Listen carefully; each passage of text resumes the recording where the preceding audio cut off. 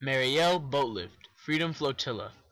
Currently, in the country of Cuba, immigration policies are extremely strict, but in the year 1980 there was a moment in history where these policies were temporarily lifted, and here is how it all began.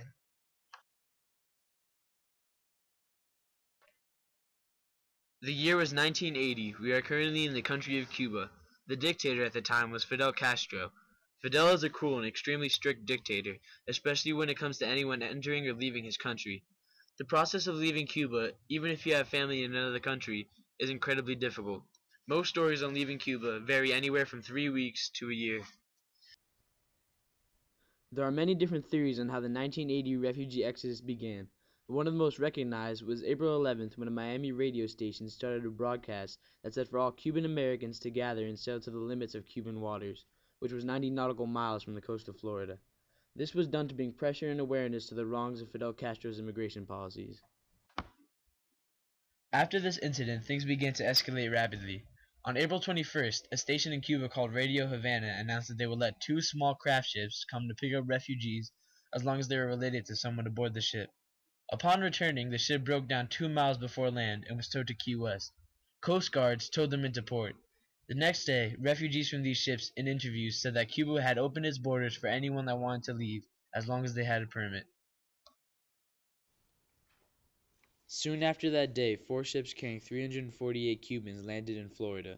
Meanwhile, more than 50 crafts were spotted leaving Key West. About 50 ships were leaving Miami, and another 50 ships were leaving Fowey Rocks. All of them were headed for Cuba.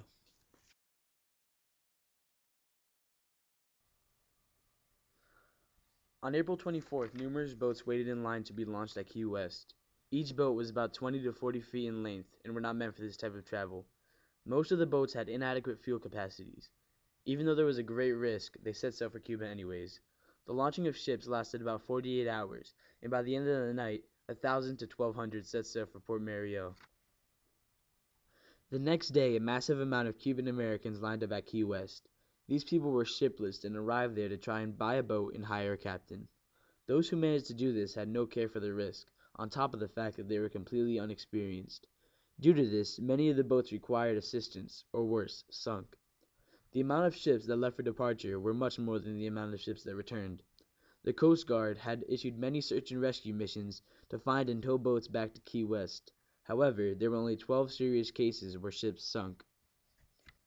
Other shipless Cuban Americans paid commercial crafts such as shrimp boats to sail back to Cuba to pick up relatives. Reports say that captains of these commercial ships were charging up to $1,000 a person. The departure of ships going to pick up refugees stayed the same until about April 27th. There was a mini hurricane that passed through which led to 22 life-threatening incidents in only 5 minutes. Fortunately, the storm passed by quick. Cutters, the naval ship used to tow small crafts, were able to respond an hour after the storm. The weather was a mere holdup in the amount of Cubans emigrating to America. By the 29th of April, the exodus was again in full operation. Though, as the number of ships waiting to departure began increasing, the amount of people returning was not. The time in which it took to be processed and leave was becoming a much harder and tedious process, partly because of the massive amount of lifts coming in to retrieve large amounts of people. But this problem came mostly from Cuba, causing many setbacks.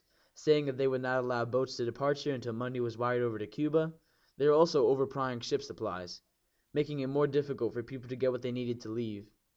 Of the 188 boats that set sail to Cuba, 84 of these ships returned with no refugees. Besides these difficulties, the refugee exodus seemed to be running very smoothly. But on May 5th, an ocean-going tug named Cape Gull escorted the ship Dr. Daniels back to Key West. Dr. Daniels had 449 immigrants aboard the vessel and only enough safety equipment for about 150 people. Right after this incident, the boat Ingham heard that a 150-foot boat named America's was to carry 900 passengers back to Key West. The following telex was then sent to Cuba. It stated that Cuba needed to depart in contravention of Safety of Life at Sea Convention, SOLAS, 1960. In the telex, it also looked for Cuba to start documenting ship names and the amount of people aboard each ship. Cuba took this very lightly and still sent overloaded ships. The 7th District Coast Guard decided to have cutters on patrol to help escort refugees from overloaded ships on a 24-hour basis. Towards the middle of June, the amount of people emigrating to America during the Mariel Boatlift began to trickle, and eventually came to a stop. This was the end of one of the world's largest known immigrations in history. The total amount of boats used in the Exodus of 1980 tops off at 5,000 ships, and the number of Cubans that emigrated was over 100,000 people. Si el Estado cubano se dedicara a hacer terrorismo y a responder con terrorismo a los terroristas, creemos que realmente seríamos eficaces terroristas.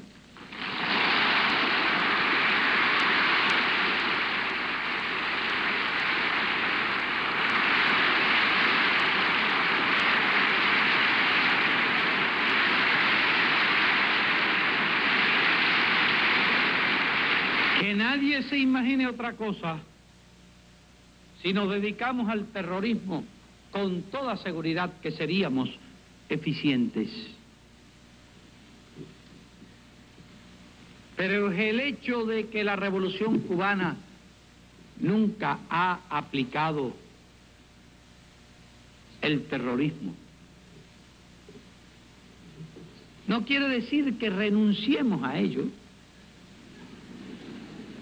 Lo advertimos.